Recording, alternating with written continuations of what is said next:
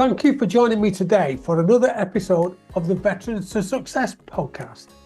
The thing I love about interviewing my fellow veterans is finding out what makes them tick and discussing their lives before, during, and after the military. Their why, if you like. Which reminds me of the saying coined by Mark Twain, the writer of The Adventures of Tom Sawyer and Huckleberry Finn. Twain said, "The two most important days in your life are the day you were born and the day you find out why." The fact that you are here with me shows you've experienced the first most important day of your life. As for the latter, only you can possibly know why you are here, what your purpose in life is, and what you still want to achieve that you haven't yet. My why and lifelong mission is to help 1 million veterans and business owners collaborate so they can achieve the goals, dreams, and aspirations they deserve. In essence, helping them find their why. Stay tuned to listen to more tips on the lessons to be learned from your failure and how they can achieve your success. Thank you and have a brilliant day. Hello and welcome to another edition of Veterans to Success, the podcast where I interview veterans and people who support veterans actually, and guys have got amazing stories and want to share with you. So let's jump straight in with Nick O'Brien. Hello, Nick. How are you doing? Thanks for joining me today. Doing great, Joe. Thanks for having me. Yeah, and you don't need to have massive brains to detect that you have an American accent there. Where do you hail from, or where are you speaking from today, in fact? Currently residing in Florida, but originally from the other coast in California. Oh, wow. Nice places, and probably a bit warmer than it's been here at times. Yeah. So listen, let's jump straight in with the big question on what brought you to where you are now, and nipping straight back to your childhood. So before military times, and you've got an interesting story, right? Because we're reverse engineering this, and we had a chat about this, didn't we, Nick? Right. Yeah, because it's not like we're looking at life before the military, as in that was a brief time. That's been quite a long time, and you'll get to know why. So let's just jump straight back to your childhood at a time when you can first remember about the family setting, what was going on. Right. Yeah, it's like you said, kind of reverse engineering it. Now that I'm in the military, I spent a lot of time kind of growing up and in the civilian sector myself, where that was before the military versus a lot of people getting in when they're younger. So yeah, as far as I can remember, just kind of growing up in a military family, that was always a part of what I wanted to do. And it's a part of just essentially like my childhood, moving around, kind of following my father as he was in the Marine Corps. Just retired last summer after 35 years as a full bird colonel. So it was fun to kind of send him off last summer and kind of see the culmination of his whole career, because he was in for 35 years. I'm 33 now, so my entire life was really as part of the military. And we kind of talked about it before we got going, when you don't really realize it in the beginning, but even with one of your family members kind of signs that contract, you inadvertently are in the military as well. So I remember growing up, moving around and not really understanding why we were doing it or why he was gone for so long. And as I got older, I started to appreciate it more and more and kind of see the gravity and the scope of what it was like. But I really had kind of a normal childhood when you take all that stuff out of it. I just went to a lot more schools, lived in a lot more states, kind of got to do cooler things than a lot of my friends when we lived off base, like telling them that like a CH-46 helicopter landed on our soccer field at school and that we got to go inside of it as part of recess. Not many people get to do that. So there's a lot of cool things that were afforded that I didn't really appreciate at the time, just because it seemed normal.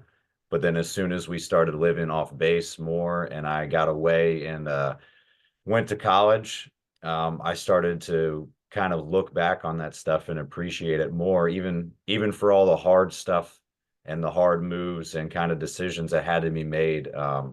It kind of shaped who I was, and it ultimately led to my decision and a lot of my family's decisions to join the military as well. Yeah, and thanks for sharing that. And there's a whole load of stuff going on there because your dad's served 35 years, you're 33. So yeah, of course, military is through and through. Now, the thing is that I recognise that it would have been tough at times for your mum, for instance, your mother, bringing you up and your brothers, you know, because that's when the father figure is away. How did that affect things, do you think? Yeah, I'd agree. I mean, my mom is amazing. She had me and two of my younger brothers. So when my dad was gone, it was chaos in the house too. Um, and I think like a lot of people too, they were from a small town and they actually just moved back to that small town, like right on the border of Illinois and Iowa. And they'd never really been outside of that zip code too much. And when they moved and my dad enlisted, they moved almost halfway across the country to go to California, had me, and my dad was deployed at the time. So my mom was by herself and had different family members come and visit and things like that. We had a really good support system, but still you're kind of in unfamiliar territory all the time. And she was a rock the whole time. I don't know how she handled it, just because we were so young and we were kind of just being kids. But I think I think for the most part, the military does a good job when like your parents get deployed, trying to get all the kids Mm. together, taking care of everybody. And I think she was able to kind of latch on to a lot of those family members that were doing the same thing. So she had a good support system, but I know she had a really tough job with that because there was countless deployments, floats, different training exercises and commutes and things like that that she essentially was on her own for. But I couldn't have asked for anything more. And I know I put a lot of stress on her, so I owe her probably for a couple years of anarchy that happened. Hello, Mum, if you're listening to this, and you've just heard it first. There's a great apology from your son, Nick. And yeah, because Desert Storm and all sorts was going on. It was 1989 when your dad joined. So he would have, yeah, it has been through some interesting times in the Marine Corps. So fast forward now, and you're at college, and where are you going with this? Because I know you've got brothers who have gone on different directions to you. One of them similar. What happened with your college, and what was going on in your mind? What did you want to do? That was kind of the $1 million question. I didn't really know what I wanted to do. And since I was the firstborn, I don't know if they knew kind of how to prompt me.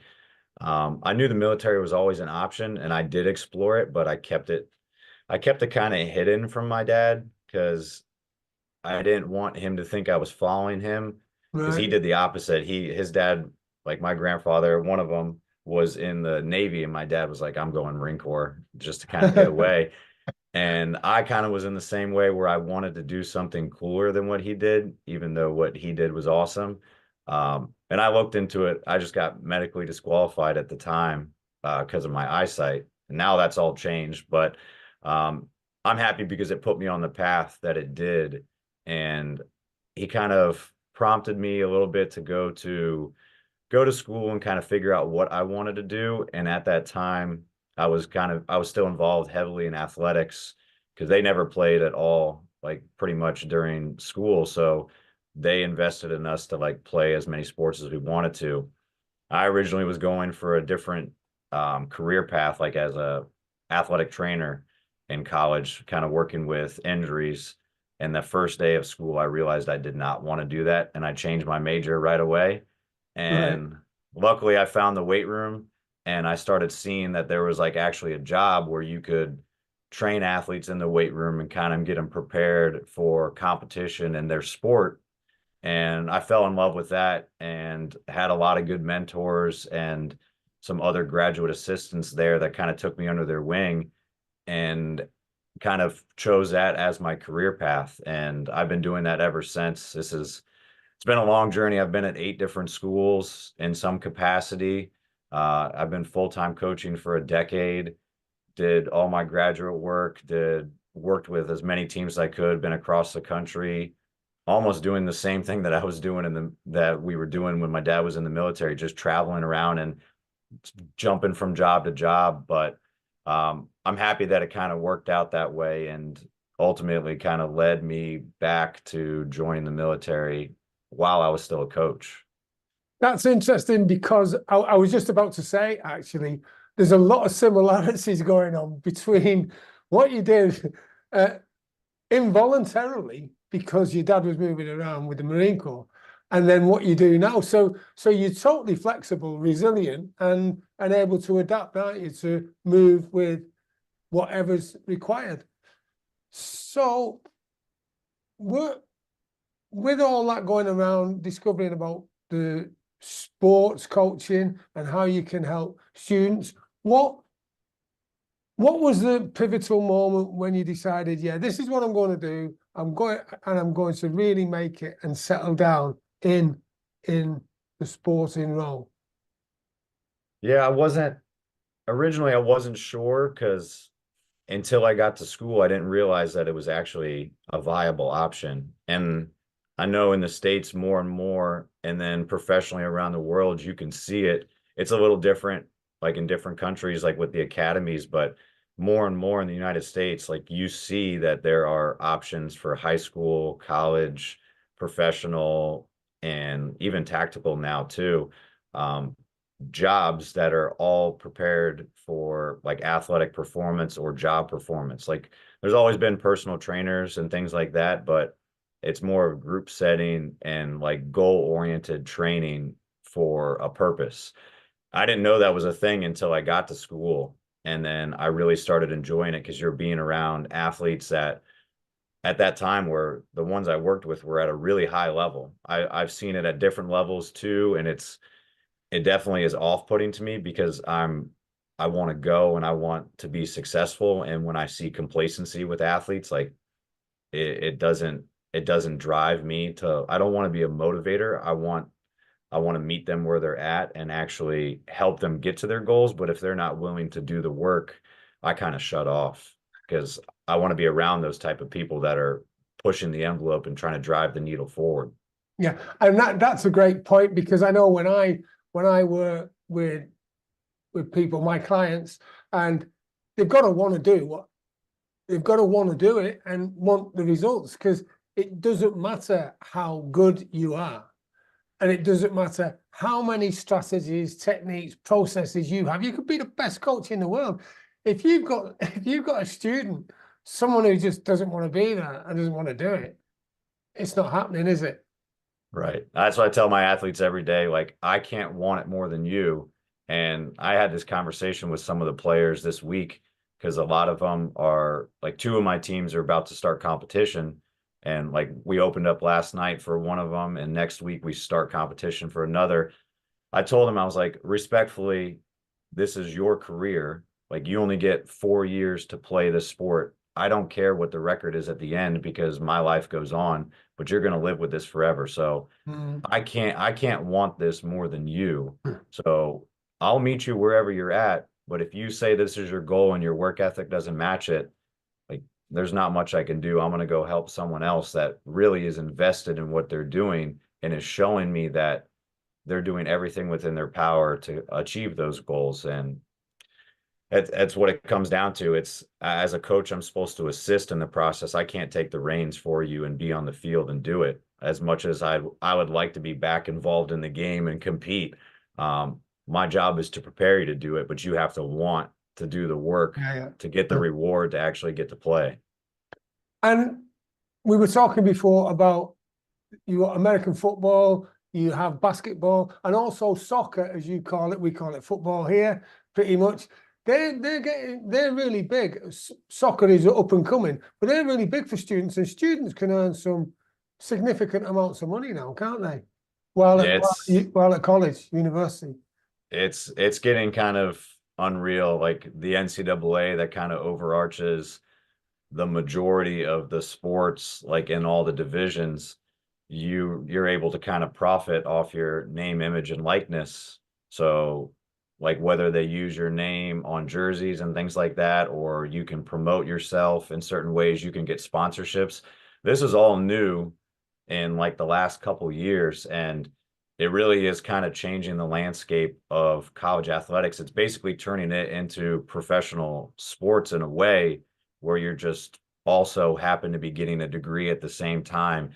We're going to kind of see where it all goes, but it's super interesting. It's getting way out of hand with a lot of programs, universities, coaches, athletes, different people like suing the NCAA.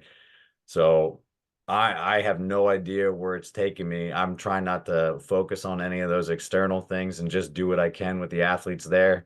I used to joke with my athletes like when it first came about and I was back in California, I was like, the only thing you guys should worry about is getting sponsored by a taco truck. And then every baseball game, when you're done, just get a few free tacos, promote their thing, and then be out of there. But there's kids that are going on transfer waiver wires, like demanding $1 million to transfer, and they're 19 years old playing a college sport. It's definitely super interesting. I don't know. I wish coaches can kind of capitalize on it a little bit at this point in time, but we'll see where it all takes us. It's going to be a wild ride, I think.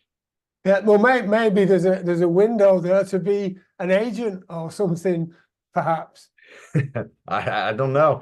We'll see. I don't know how likable or how much in need they are of a strength coach, but they can definitely look up with me. Yeah, definitely. So now the thing is that we talked about reverse engineering this. So what was the day that you decided, well, here we go, I want to go in the military, based on the information of what you said before as well, that your eyesight wasn't that great, which disqualified you from joining, and you wanted to do something different from your dad, just the same as he wanted to do something different from his father as well. So what was the prompt that made you decide, yeah, I'm going? Yeah, I think part of it was coming up and realizing that there was an age restriction, like, and actually coming down. I think that's what really kind of pushed it even more because I realized like, oh, this is fleeting. This could be something, and I didn't want to regret it. Um, Even though it wasn't exactly what I was going to do when I was 18, I had to keep telling myself, I was like, all right, well, you're not 18 anymore. You have this career. Like, you don't always have to just, like, you could flip the page and have a new chapter. It doesn't need to be a new book. And I think I can kind of do both of these things, like in a way, not juggle them necessarily, but have them complement each other. So having my like athletic experience and then now like joining the military so I can combine the two and maybe do something along those lines. So I think like when COVID kind of came around and everything was shut down, I think that sparked it a little bit more, but I had already been talking to a recruiter about like what my options and things were. Just COVID kind of elongated the process and really delayed everything. And I was able to finally like get everything processed after I moved again and was able to do it. But I think it really was just kind of getting to a place where I could be part of something bigger, and coaching was always that. But at the end of the day, like you can't really replicate like the team atmosphere and the culture that comes from the military. And I think at that time before that, I didn't really realize how much that impacted me and influenced me over the years. And I knew I wanted to be part of it. Like it was kind of a weird feeling always walking around. And even if I had like a full beard like I did before, people would always ask me if I was in the military. And like it was kind of a source of pride to like say no, but Like I grew up around one, and I think that like over time maybe just chipped away. And I was like, if everybody thinks that, like, why don't I just make sure that I solidify it and actually get to do those things. Yeah. And I think it was just a multitude of different things, and the timing worked out really well, and I was able to kind of get what I initially sought out to do. And so far I've been able to kind of balance the two and learn a new skill, a new profession, and let it balance between the other and complement the other. So I'm enjoying it so far. Good. And it's interesting that you say it's a different chapter rather than a new book. Mind you, after you've really gone on your journey in the military, there might well be a book in there. And I think that COVID did help many people. I know it caused some challenges for some. For others, I know it enabled them to reflect on things and decide what they wanted to do in the future. For instance, I finished the Pathfinder program, writing that, and did the joeteams.com, created that website. And I think that you probably did the same, just had a regroup and thought, right, everyone's been asking me, am I in the military? Well, it's about time I did something about it. I think that was right. I had a lot more free time when COVID happened too, because coaching really is all in person. And even though we tried to shift and do a lot of stuff online, I had projects that like on thousands of post-it notes and things that I wanted to do. At that time I was talking to a recruiter, I started a podcast, I was still like contacting 150 athletes like by text message or email.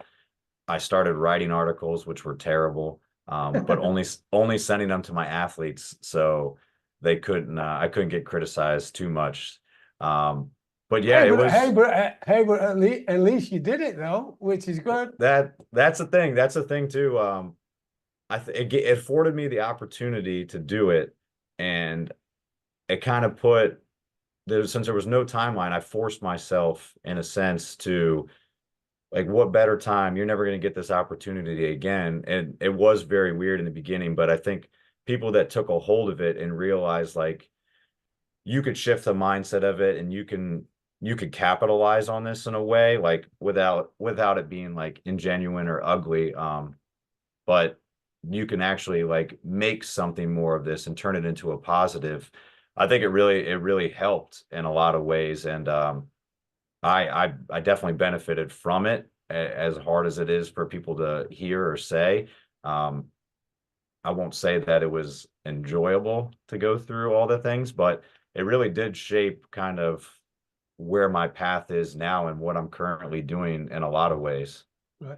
So you enlisted in 2022, I believe. Correct.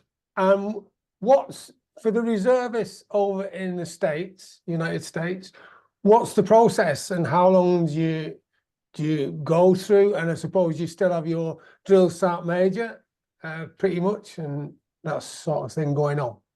Yeah, so we go through pretty much everything with active duty.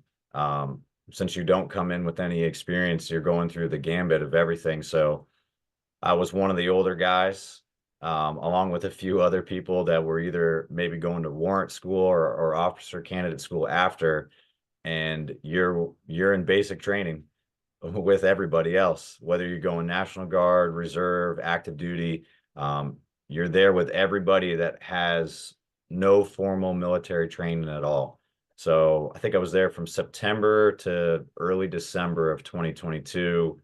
I think it's 10 weeks. And then because of COVID, there's like a little transitional period where you're kind of in waiting. There's like a yellow phase where you gotta make sure medically everybody's good, and it definitely threw things off a little bit, but you're doing everything normal. It's a lot of hurry up and wait, as everybody knows, that's gone through it.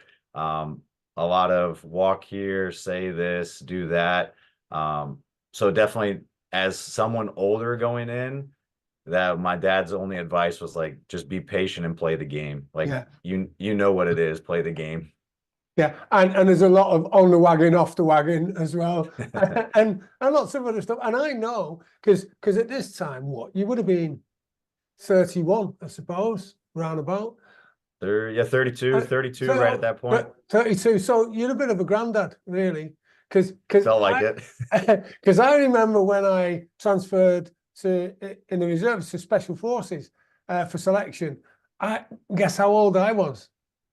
32? 37, Oh, 37. Yeah, I mean, the only reason I was in good enough shape was I've been a physical training instructor. So I'm pretty much like you've been a coach.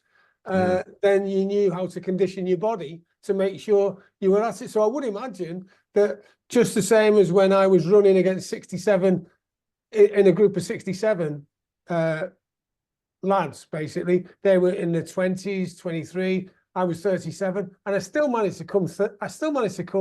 Third out of that. oh yeah, there you go. So, and I bet you did exactly the same because you thought you're not going to beat me, fellas. Not at least without putting it all in.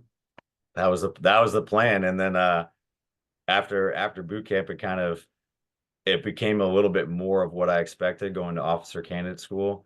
Again, you were kind of with everybody. You were good with all three components, whether they were active, National Guard, or reservists, and you're kind of getting graded based off your OML points. And for active duty, the soldiers that were going through all those candidates, like where they ranked was going to get their branch. And I was still competitive because I already knew what my branch was, but it definitely was different, and actually learning more of kind of the leadership traits and like going through all the documents and everything that kind of comprises like being an officer. That was what I kind of expected more so to do. But every school is a little bit different. It's that not either of them like kind of fully prepare you for what you're doing, but at the same time, it really is, both of them are just a crash course to kind of get you in line, and then you got to do a lot of on the job training as always. But definitely you got to do everything if you're, no matter what component you're in, even as a reservist. And then you stick after that. I'm just sticking to my normal kind of reserve duties, which over here it's usually 2 or 3 days once a month, and then a 2 week long ish in the summer, like FTX, where we're doing field training exercises and kind of doing more of what our MOS looks like. And then whatever other schools kind of we have lined up, like I have, like we talked about, kind of BOLC for me, like basic officer leadership course. That is kind of what's next in the pipeline for me. Yeah, and that's pretty much the same as our unit in the UK, our reservists, which used to be called a territorial. We call it a 2-week battle camp, effectively, and then you can do other stuff as well. If you've got spare time, you can volunteer for posts all around the world, and you can volunteer to be attached to an active unit as well, which is probably what you can do over in the States as well. So from the officer training corps, then how much is intellectual, how much is physical, and how much is just downright mindset and just needing to think, I've got to get this done, whatever? Actually, at the school, I think a lot of it is the last bit, but I think I went in like physically prepared for it. I compete in 2 sports currently that don't do a lot of running. So that was one of the things that I had to kind of pick back up a lot more since my like college lacrosse playing days. So kind of hitting the road and running, that was the only thing that really I was a little bit nervous about, because I wanted to make sure that I was fully prepared for it, because most of the time I'll just spend in the gym. But physically, like, you just need to be able to be at least in the top third of all your soldiers. Like, you don't need to be the best, but you definitely can't be the worst, because me as a coach, and then me like as an officer, I want to be able to practice what I preach. And I don't want to tell anybody to do something that I've never done before or I can't do. So that was one big thing, to make sure that like that wasn't a limiting factor for myself. I think intellectually and like mindset wise, just kind of learning all the stuff on the fly at school was a lot, especially like military history and like just how you actually like the vernacular and writing everything down and like the formats of stuff and like drill and ceremony, a lot of those things that I leaned on a lot of the other candidates in there because a lot of them were enlisted, some of them were sergeants, some of them were actually outranking some of the cadre that we had. Right. So leaning on them from their 5, 6, 7, 8 years of experience already in the Army was super helpful and kind of put me at ease so that I could put my 2 cents in when it came to like PT and like, hey, these are the strengths I have, and then they can help me and double down on kind of my areas of concern. And it was definitely a team effort when it comes down to it. And hopefully you see those people when you get to the big Army and you're at your post, and those are eventually going to be your peers as you kind of go throughout your career. So I think that was honestly the best part, and it definitely put myself at ease knowing that people weren't trying to really just backstab you. Everybody was trying to, for the greater good, help you with your commission so that you could actually be successful, and maybe one day you're going to be working side by side with each other. Yeah, and I think that's important. I remember when I did my PTI's course, we get, you do different things. You do battle PT, gymnastics, then you do anatomy and physiology. Then we come to the swimming section. So we went to Berlin because we were this course was in Sennelager, Germany, West Germany. We went to Berlin, and the first thing they did, because we were spending a week at the Olympic Stadium, the first thing they did, our instructors took us to the Olympic Stadium swimming pool and just said, up there. And we look, and it's a 10-meter board, diving board. And they said, get up there now. We don't care how you do it. We want you to either dive in, jump in, belly flop, whatever. You're going to jump off there and show that you can do it. Because if you do not do it, you failed. Because we're not sending you back to your unit as instructors if you can't do this, because we need to know you can jump higher, run faster, or at least as fast, be as good as the students that you're going to be guiding, or at least up there with them. Otherwise, you don't gain respect. Does that make sense? No, that makes perfect sense. I think you could see it with when I was in basic, especially too, and I was more like kind of a fly on the wall because nothing was really, I knew I was going to get through, like not to like be arrogant about it, but like I knew enough stuff and I was ready and prepared enough. But watching some of them, like they started like idolizing like the drill sergeants because they're like, oh, look how he can shoot, like look how he can run, look how he can do PT, look how he knows all these things. Like I already had that experience, like kind of watching my dad grow up. So like the those drill sergeants and like some of them, like the cadre, I'll pull stuff from them, but in my eyes, they were never gonna like outshine the things that I already learned from him. And but I could see it from a lot of the other like trainees, like they're looking at someone who in their eyes is like squared away perfect.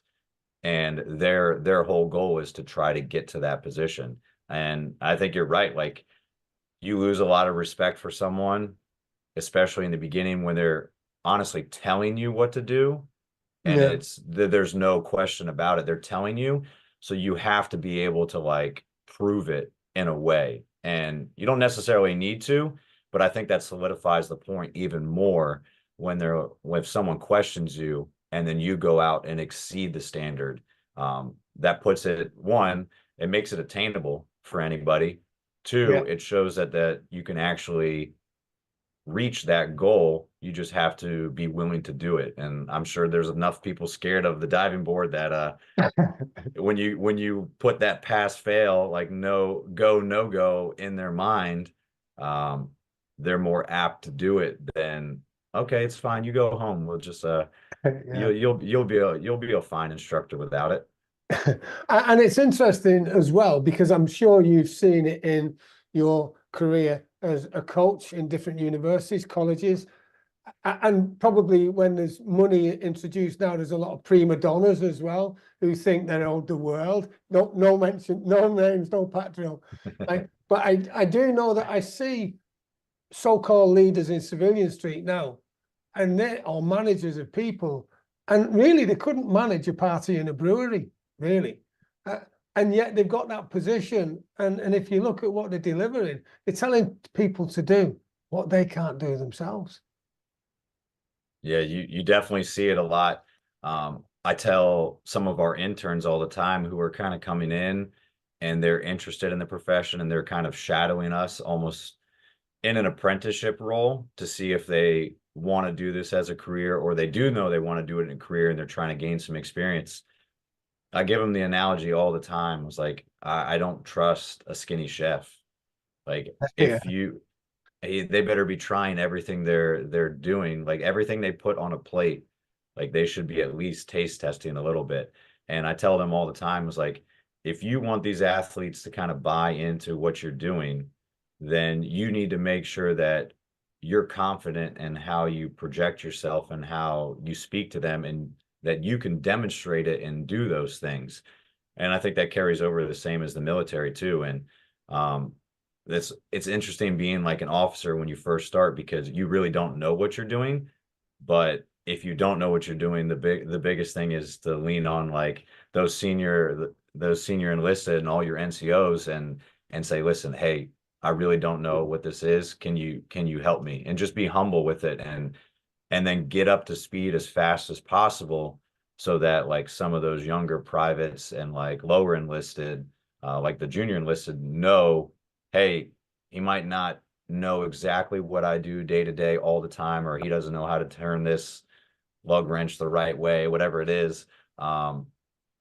But he's putting in the effort to try. And I try to do that in the civilian side and do it in the military side if I don't know exactly what it is, so that I could try to get up to speed as fast as possible. And for me, just be a jack of all trades. I'm not really particularly good at one thing. So if I know a little bit about everything, then I think that puts me in a better position to kind of pull the strings a little bit and make sure that we're going in the right direction, versus me being the one necessarily paddling the boat every time.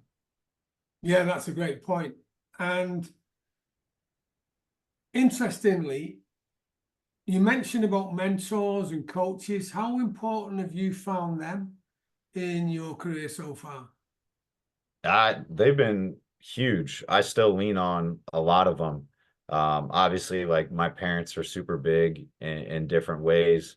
I lean on them for things. But both coaches that I've had in the past, even colleagues and like former interns or graduate assistants I've had kind of under me, are now kind of at that peer level where I'm reaching out to them for something that they're really successful in.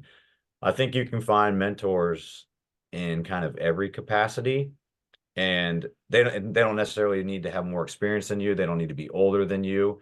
Because a lot of the like NCOs I have are younger than me, but they have a lot more experience. They know something I don't know. And to me, that's where I kind of see a mentorship role, like someone that is doing something better than you and something that you want to improve on or learn about. To me, I'm the mentee, like I'm the apprentice, like I'm the student. But yeah, that's all been like super helpful professionally, in the military, coaching, personally. There's always people I'm reaching out to try to help in some sort of way. If they're willing to do it, I'm willing to learn and give them the respect that they deserve for like giving me their time, which is valuable, to help me kind of improve in whatever that venture kind of looks like. That's great. Thanks for sharing. And what you're doing now with your military career as an officer, you've decided that you're coming over to the Combat Engineers, which is great. So a fellow sapper, high five, well done. There you go. And here's something where I've been in probably about 3 years or so. So I knew a little bit about building bridges and how to do stuff, right? And we got this officer, and he's one pip wonder, right? With all due respect to your one pip, so he's a lieutenant, fresh out of training. He's just finished his Combat Engineers officer training. He comes in, and we're doing a bridge, and we've got to reverse strip it, i.e., we're going across the gap taking it off on the other side of the gap and just keep going, right? Pepper pot.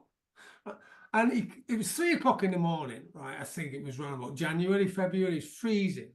And we'd been working continuously for about 72 hours, so we were a bit tired, to say the least. And he come up to me, he said, O'Connor, he said, that headless pin is in the wrong place. And I knew it wasn't, right? Because you have to do it in a different configuration when you're doing a reverse strip.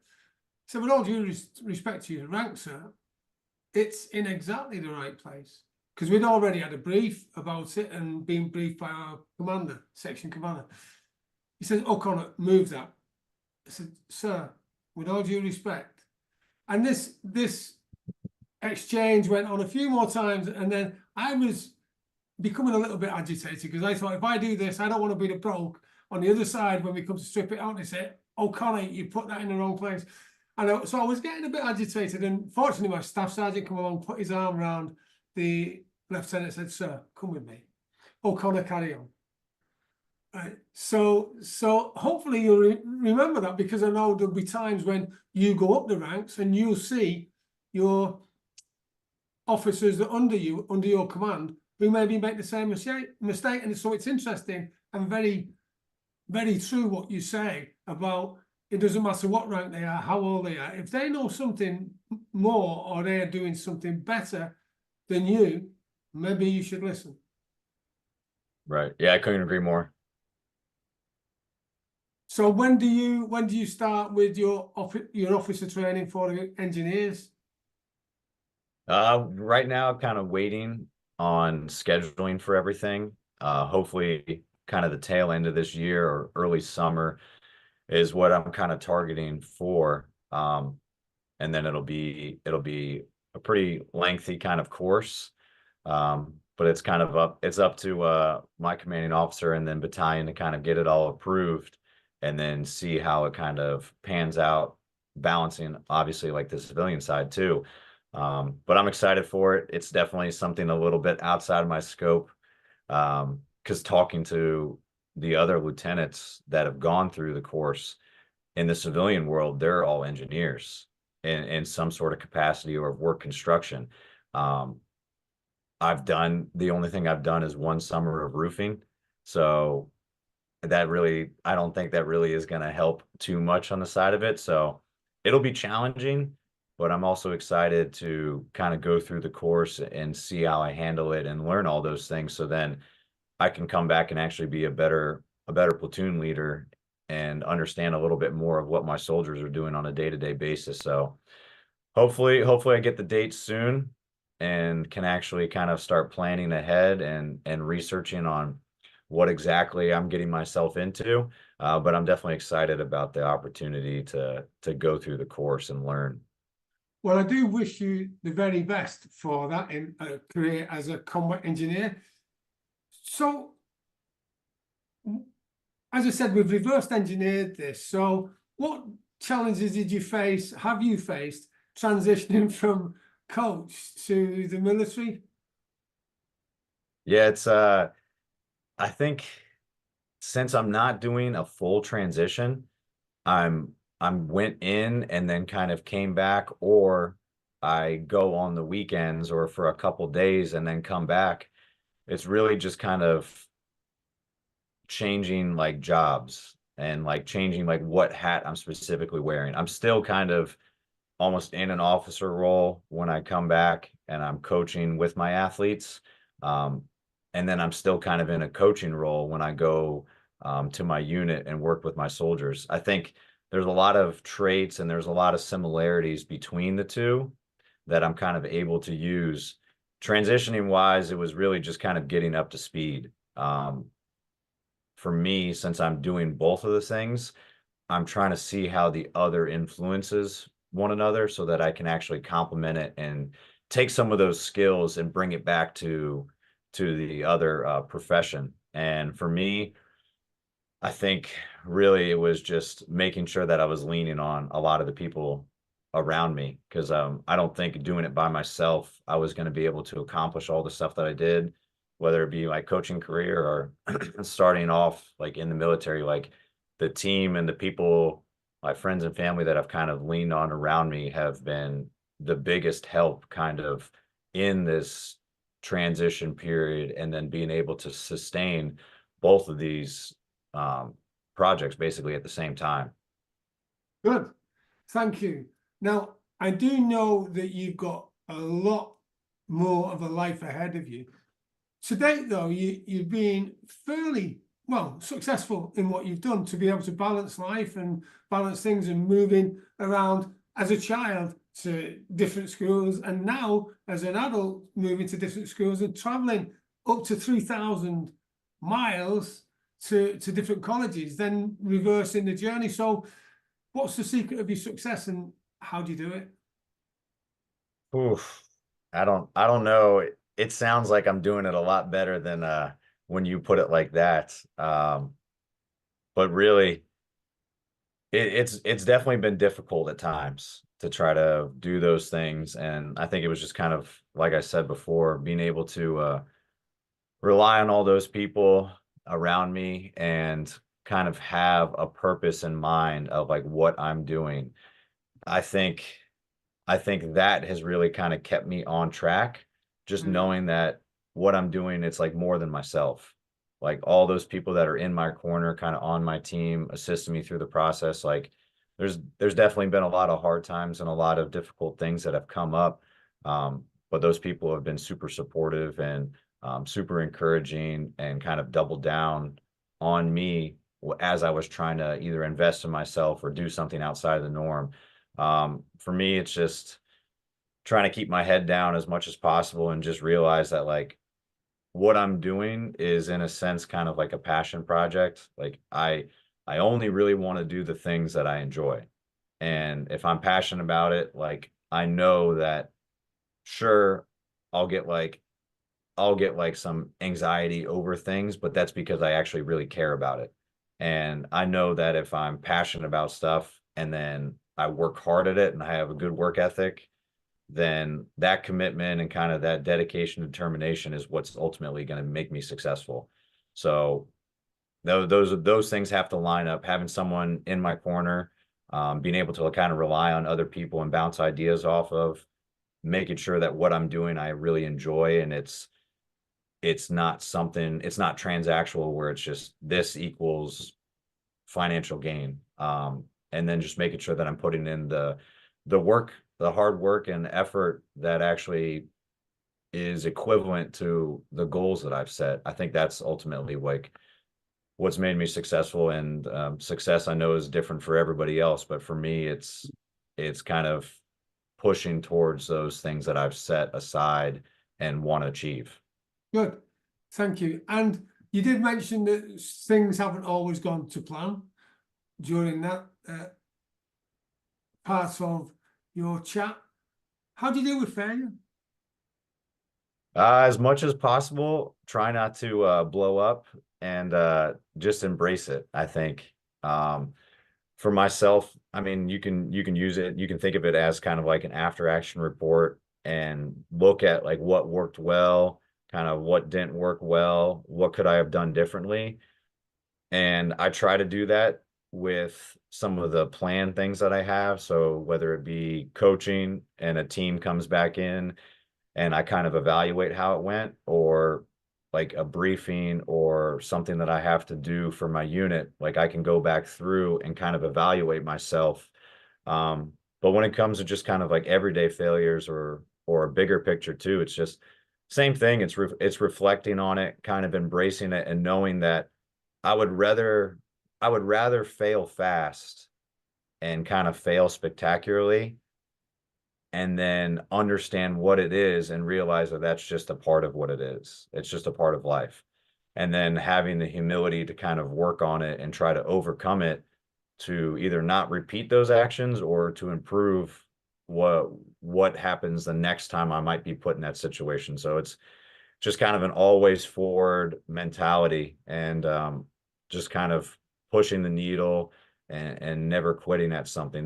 There's times that might you realize it's the juice isn't worth the squeeze, and it's not worth putting a certain amount of effort in to get like a minuscule result, but it doesn't like defeat the goal of no matter what, we're still trying to make progress. We're not stagnant because you're either getting better or you're getting worse. There's no kind of maintaining. So for me, it's just always kind of moving forward and embracing the things that happen, reflecting on them and remembering them so that hopefully I'm not repeating those mistakes as spectacularly as last time.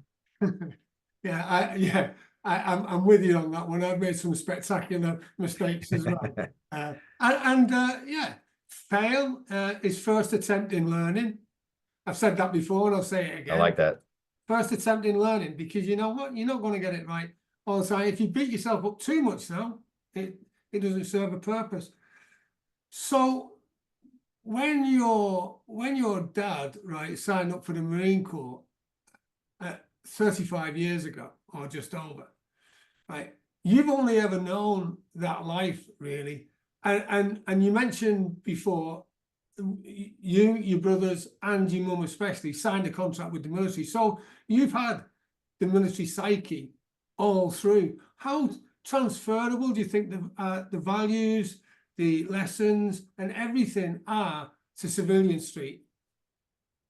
I think they're all transferable. I know like a lot of the soft skills are kind of the big things, like just kind of the character traits and like your demeanor and your attitudes towards stuff, because you're put in a lot of situations that kind of are exacerbated or they're extrapolated a little bit more than what maybe civilians would go through. It's just to the nth degree.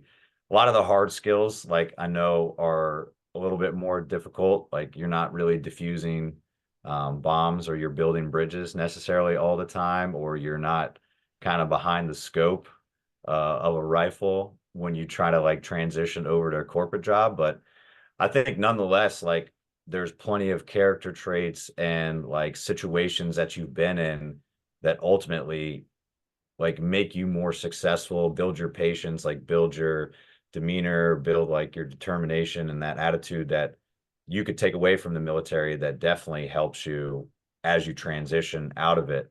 And for myself, kind of being still in that side, I can see the skills and I can see things that maybe I do when I'm at my unit, or how my unit is like going through a process of getting ready for like pushing out for an FTX or setting up base camp or anything like that. And I could take a lot of those skills, the planning, I could take like just certain situations and be able to kind of use that in the civilian job and kind of benefit that. So I think they're all transferable in a sense. And there's plenty of careers too that come out of it that you can transition right into the civilian side as well, that are exactly like word for word what you were doing in the military, just doing it for a different entity. So a lot of good things, a lot of good comes out of that, I think. Yeah, that's a great point. Because even when I've spoken to guys who maybe have been in a mortar platoon or infantry, and they say, well, you know, how am I going to use those skills? Well, it's all the rest that comes with it. All the other skills that have had to get them into position to do what they've got to do. Because that mortar is just a small part of the actual lead up to the action, because there's all that preparation to make sure you're on point at the right time in the right place. So yeah, perfect example. What does the future hold for you now? I think right now it's just kind of seeing what I can do with both these careers taken forward. I know balance is kind of a hard thing to say for either of the professions, like trying to balance like work life, like in the military, work life as a coach. And then now that I add like military work and life into it, it's definitely more of juggling and kind of seeing like at times where the priorities lie.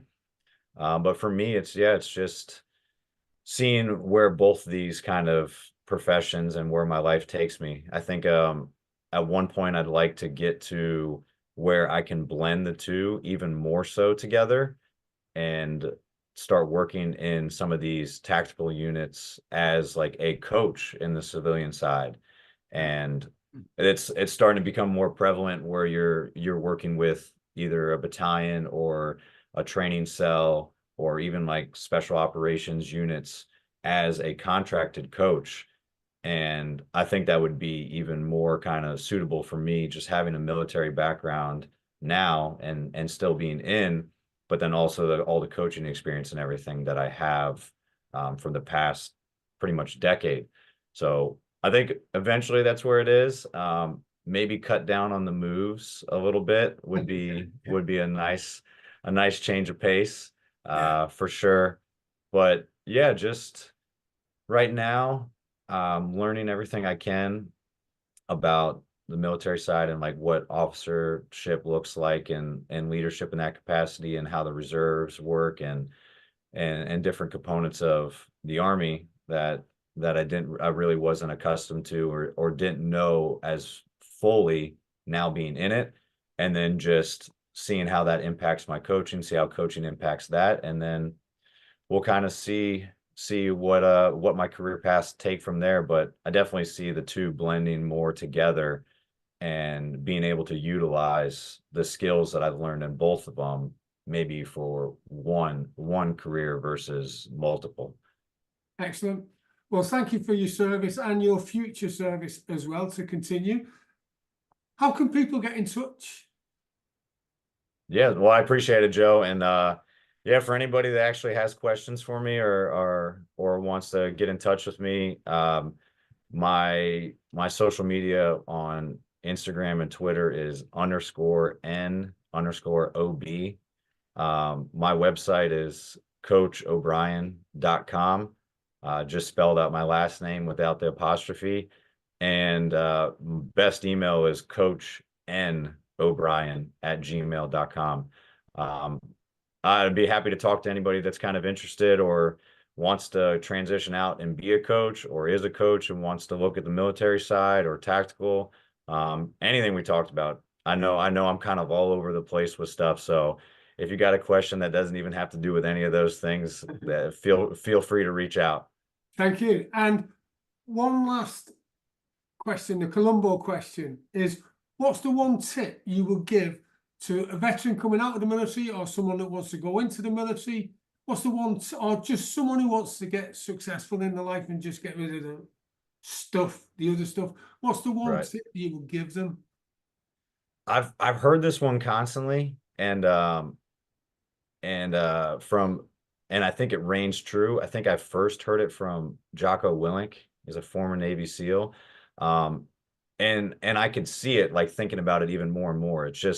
It's to find a purpose and like find a new mission. I think a lot of people transitioning, even if it's not out of the military, but if it is out of the military, like you realize that that's every bit a part of you. Like it's hard to describe. It's the same as with some of my athletes that get out and they don't know what to do. Like they don't want to lift anymore. Like they're not part of a team where you're on bus rides, you're competing, you're training, you're doing everything together. Like when you're in the military, you're like in the field, you're at class.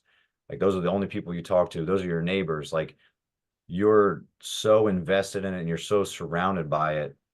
Like it becomes your kind of identity. And when you leave it, it's very difficult to find something to replace it or even match it. So I think finding a community, finding some sort of new kind of camaraderie in a team, and finding something that you're passionate about and that gives you a new purpose, even if it's not like another forever job or it's not something you're unsure about, just finding something that you can work every day, you can enjoy, and you can kind of strive for and set new goals to try to do. I think that's the best thing you can do to keep you like fulfilled and keep you motivated and kind of driving towards something new. And I think the team and the community and stuff hopefully follow suit with that so that you can have, kind of like I mentioned before, other people on your side. I think you can't do it alone. So find a mission, find a purpose, and keep always moving forward towards something new. Thank you, Nick. thank you also for your time today. I really enjoyed our chat, and we'll be keeping in touch. I appreciate it, Joe. Thank you very much. It was great to talk to you today. Thank you. And finally, thank you for joining in, and have a brilliant day. Thank you for joining me today for another episode of the Veterans to Success podcast. The thing I love about interviewing my fellow veterans is finding out what makes them tick and discussing their lives before, during, and after the military. Their why, if you like. Which reminds me of the saying coined by Mark Twain, the writer of The Adventures of Tom Sawyer and Huckleberry Finn. Twain said that the two most important days in your life are the day you were born and the day you find out why. The fact that you are here with me shows me that you've experienced the first most important day of your life. As for the latter, only you can possibly know why you are here, what your purpose in life is, and what you still want to achieve that you haven't yet. My why and lifelong mission is to help 1 million veterans and business owner entrepreneurs collaborate so they can achieve the goals, dreams, and aspirations they deserve. In essence, helping them find their why. I have been told by the many veterans and entrepreneurs I work with that the systems I have developed are the best kept secret to success available. That is why I have decided to share with you this top secret program. During my life, I've launched bridges, ships, books, and careers. And this is the first time I've launched a program of this magnitude, which I've named the Veteran Success Program. This program is filled with countless resources specifically designed to help you find your why and help you propel yourself to the next level of your success. Before launching the Veteran Success Program, I researched the whole market to establish what other programs were available and how much they cost. I was flabbergasted to find somewhere over £10,000. I decided to price my program at a level which is affordable, valuable, and life-changing for you. To put this into context, have you ever bought a cuppa for you and a friend? For the same price, you can have 24/7 access to this life-changing program that will help you stay refreshed long after the taste of a cuppa has gone. To find out how you can benefit from my offer, simply visit joeteams.com. This will take you to a full range of success resources to help you stay on target and achieve the goals, dreams, and aspirations you deserve. Just go to joeteams.com and sign up now. Yes, that's joeteams.com. Thank you for your time and have a brilliant day.